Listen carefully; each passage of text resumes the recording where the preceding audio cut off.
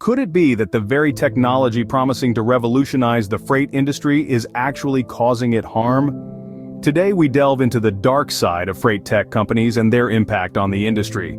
Picture this scenario: a bustling freight matching board where drivers compete fiercely for loads. This cutthroat competition, fueled by freight tech companies, drives rates down, leaving drivers with meager earnings. This isn't a dystopian vision of the future, it's happening right now. Take the case of John, a truck driver with over 2 decades of experience. A few years ago, he could negotiate decent rates for his hard work. But with the advent of freight matching boards, John now finds himself in a relentless bidding war, often settling for rates that barely cover his expenses. Then there's the truck parking crisis. Freight tech companies promise solutions, but what's the real story here? Instead of providing free parking spaces, these companies are replacing them with paid parking slots, further squeezing drivers' already thin margins.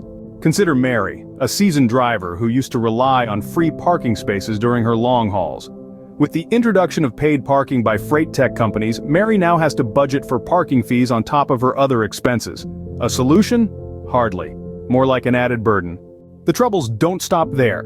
Carrier compliance companies are allegedly engaging in pay-for-play schemes, rating drivers poorly unless they cough up cash to have their ratings reviewed. It's a classic case of the rich getting richer at the expense of hardworking drivers. Remember Paul, a driver with a stellar safety record? He was shocked to find his rating plummet after a dispute with a freight broker. He was even more shocked to learn that he could improve his rating for a fee. It's a shady practice that reeks of exploitation and greed. These are not isolated incidents. They're systematic issues plaguing the freight industry, fueled by the very technology that promised to make life easier for drivers. So what can be done? It's time to stand up for drivers like John, Mary, and Paul. Support them by advocating for fairer practices in the freight industry. Demand transparency from freight tech companies. Challenge the system that allows exploitation to thrive. Because at the end of the day, it's not just about moving goods from point A to point B. It's about the people who make it possible. The drivers. And they deserve better. This video was brought to you by... Wait, my notes must be wrong. They say a freight broker? I thought all freight brokers were evil. This doesn't make any sense.